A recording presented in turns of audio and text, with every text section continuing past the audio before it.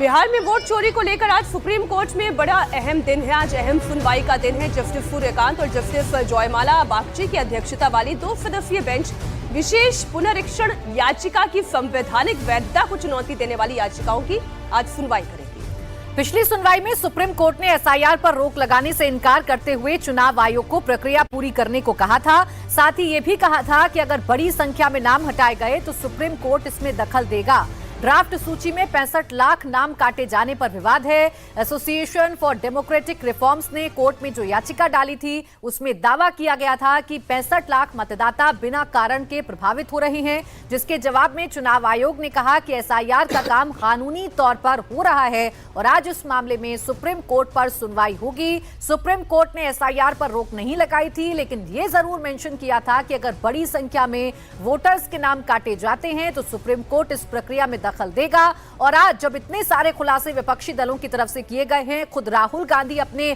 सबूतों के आधार पर सरकार के खिलाफ हल्ला बोल रहे हैं, चुनाव आयोग के खिलाफ हल्ला बोल रहे हैं, ऐसे में सुप्रीम कोर्ट में आज ये सुनवाई होने जा रही है, जिसे काफी अहम समझा जा सकता है। अतुल भाटिया मेरे सहयोगी इस वक्त जुड़ गए हैं ज्यादा जानकारी के साथ। अतुल बताइए, आज जब सुनवाई होगी तो क्या क्या पक्ष रखे जा सकते हैं, क्या पॉइंटर्स हैं जो समझाए जाएंगे विपक्ष की तरफ से कोर्ट के अंदर?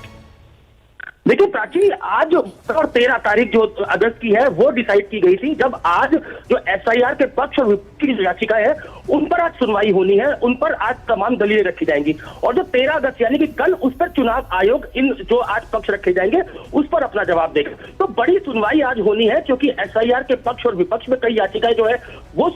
में लगी है। और इससे पहले जो हलफनामा यानी कि एफिडेविट जो इलेक्शन कमीशन की तरफ से फाइल किया गया था उसमें यह कहा गया था कि किसी का भी नाम बिना नोटिस या बिना सुनवाई के नहीं हटाया जाएगा। सीनियर लॉयर है प्रशांत भूषण, उन्होंने बकायदा एक याचिका दायर की थी और उसमें यह कहा गया था कि एसआईआर के जरिए जो चुनाव आयोग है वो 65 लाख मतदाताओं के नाम जो है वो पूरी जो चुनाव की जो पूरी सूची है उसमें से हटा रहा है, जिसपे सुप्रीम कोर्ट ने सख्त टिप्पणी की थी और कहा था कि अगर ऐसा होगा तो हम खुद उस पर हस्तक्षेप करेंगे। और आज क्योंकि पूरे मैटर पे अहम सुनवाई होनी है, आज पक्ष और विपक्ष में जो एसआईआर के याचिकाएं हैं उन पर दलीलें वकील रखेंगे, कपिल सिब्बल जो है वो इसके ऊपर दलीलें रखेंगे और कल चुनाव आयोग इसके ऊपर जवाब देगा। तो सुप्रीम कोर्ट ने पहले सुझाव दिया था कि चाहे वो आपका राशन कार्ड हो, आधार कार्ड हो, जो पहचान पत्र हो पुराना, उसको इस सूची के अंदर रखा जाना चाहिए, उसको नहीं हटाया जाना चाहिए। लेकिन चुनाव आयोग का यह पक्ष है कि सिर्फ जो आधार कार्ड है वो ही किसी की आइडेंटिटी, उसकी जो रेजिडेंस प्रूफ है वो नहीं हो सकता,